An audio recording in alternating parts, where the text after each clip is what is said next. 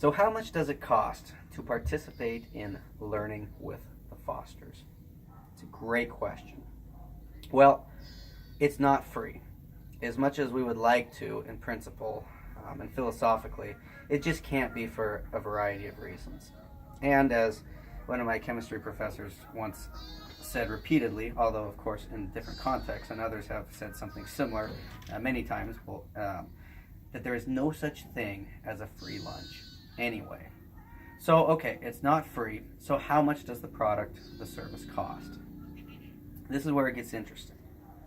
What we've decided to do is to let you decide.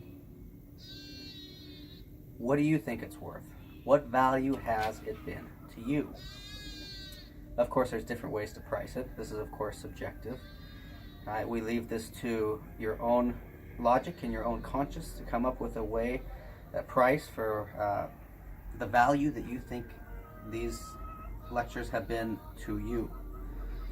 Of course, you can set a price for each lecture, or you can group them together, or you can be creative in how you determine the value for it.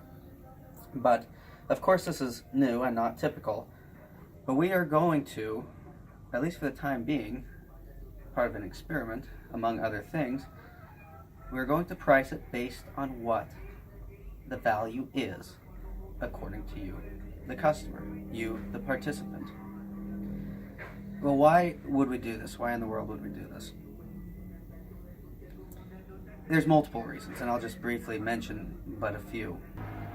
We want to provide a service that, of course, it has to make a profit. Any business, or at least most businesses, require to make a profit. That's part of it. In our case, it's no exception. We have to make a profit to make this work. But we want that profit to be defined, at least primarily, rather in terms of production and consumption, or flashy marketing, or whatever else there is.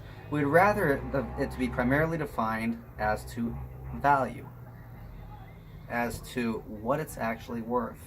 We want you, the customer, to get a good deal. We don't want to overprice this. We want us, the creators, the ones who are doing it, to also get a good deal. My wife is my number one priority in life. I want her and we need to get a fair deal on this as well. So essentially what we're seeking is fairness. We don't want to overcharge you, and we don't want to undercharge ourselves. So how are we going to do this?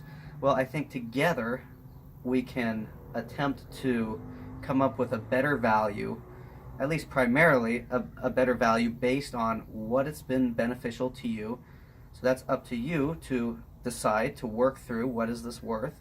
And then we will have to sit through, after a period of time, and work through, is this working for us? Is this something that is sufficiently worth our time in doing?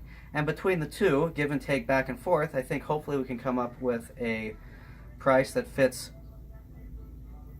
that's more individual, first of all, based on what value you feel, and that is defined much more in terms of factors that are important to us, namely people, you, us, rather than things like production and consumption and all else that goes into business. So this is an experiment, but that's how we're going to do it.